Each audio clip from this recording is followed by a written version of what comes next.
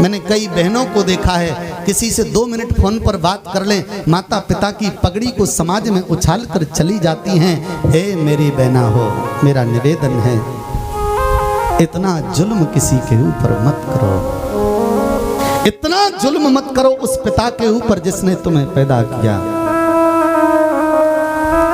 जिस माँ ने 9 महीने गर्भ में रखा ना। आप तो चले जाओगे, पर वो माता पिता जीवित रहते हुए भी मरे के समान हैं। समाज में बेटी पिता का सर फक्र से ऊंचा करती है।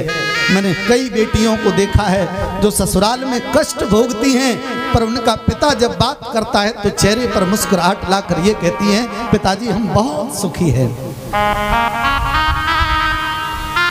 संघर्ष तो जीवन है।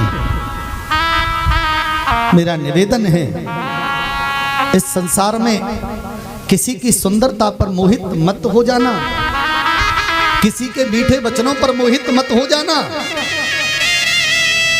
अपने धर्म पर चलना, अपने कर्म पर चलना, अपने रास्ते पर चलना, क्योंकि ये रास्ता तुम्हारे लिए बहुत सुंदर है। तुम्हारा पिता, तुम्हारी माँ तुम्हारे लिए जिस वर का चयन करे, खुशी खुशी उसे स्वीकार कर लेना। माता पिता का फक्र से सर गर्व से ऊंचा हो जाएगा और वो यही प्रार्थना करेंगे कि हे प्रभु, हर जन्म में मुझे ऐसी बेटी प्रदान करना।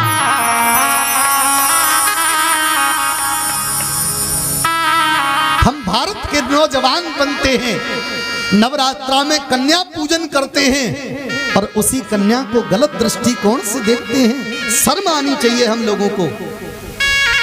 मैं मंच से निवेदन करता हूं, मेरे भाई, इस संसार में कुछ नहीं रखा। जिस प्रकार आदर अपनी घर की बहन बेटी को देते हो मेरे भाई, मेरा करबद्ध निवेदन है, हर घर की बहन बेटी को सुंदर आदर दीजिए, सुंदर सम्मान दीजिए। हमारा शास्त्र बेटी को यह कहता है कि ये बेटी पूज्य है, आप उसको गलत दृष्टिकोण से देखते हो। अपने आप को नौजवान कहते हो, मैं कहता हूं ऐसे नौजवानों को डूबकर मर जाना चाहिए जो हमारी बेटी को गलत दृष्टिकोण से देखता है। मेरे भाई, मंच तो बहुत सजेंगे, लोग बहुत कथावाचक आएंगे, पर मेरा करबद्ध निवेदन है, इतनी पंडाल में से अगर एक व्यक्ति बदल गया तो मेरा कथा कहना सार्थक हो जाएगा। मेरे भाई, मेरा निवेदन है, मैं आपको लूटने नहीं, निवेदन करने आया हूं, आप सुधर जाना। इस संसार में कुछ है नहीं, चमड़ी की सुंदरता है बस। ये चमड़ी आज कल परसों कुछ अलग अलग बदलती रहती है और हम चमड़ी की सुंदरता को पाकर अपने जीवन को नष्ट कर ले, ये हमको शोभा नहीं देता। जहां डाल डाल पर सोने की चिड़ियां करती हैं बसेरा, वो भारत देश है मेरा। इस देश की गरिमा को बढ़ाओ। तुम्हारी बेटी रात्रि को 9 बजे फोन करे और वो कहे कि मैं करौली से पैदल आ रही हूं, सत्य बताना, आपको भोजन अच्छा लगेगा? क्यों?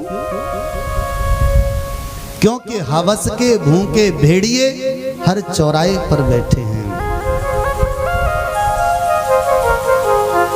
अपने घर की बहन बेटी को बहन बेटी और दूसरे के घर की बेटी को भोग की सामग्री समझता है।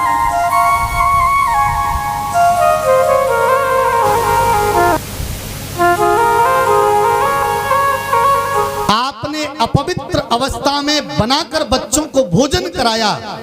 सत्य बताना, पितामह भीष्म ने भी तो यही कहा था ना, मैंने अधर्म के घर का अन्न खाया, अधर्मी के घर का, इसलिए द्रौपदी तेरी साड़ी खींचती रही, मैं तमाशा देखता रहा।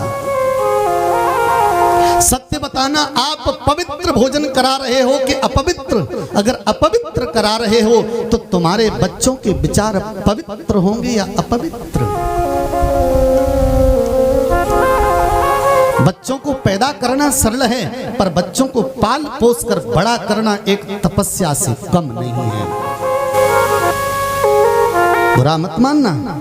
अगर आपको बच्चों के अंदर संस्कार देखना है तो अपने नियमों को बदलना पड़ेगा।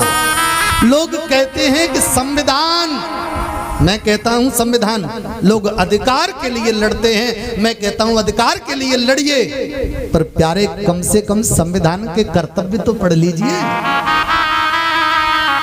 आप अधिकार की बात तो करते हैं, पर आज तक कोई बहस कर्तव्य के ऊपर होती है? एक क्षण आप कर्तव्य देखिए संविधान के कौन कौन से हैं, एक बार पढ़ लीजिए, आपकी आंखें खुल जाएंगी। उन कर्तव्यों को पालन करके फिर अधिकार की मांग करिए। मैं कहता हूं, मैं समर्थन करूंगा। मेरा साफ साफ कहना है इधर वाली माताओं से, अपने घर की बर्बादी मत करिए।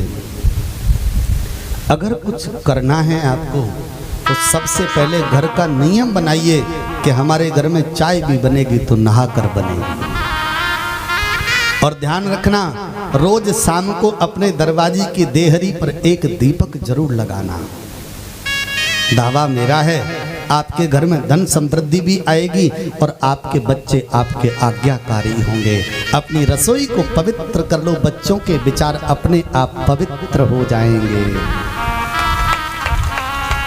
प्रेम से बोलो।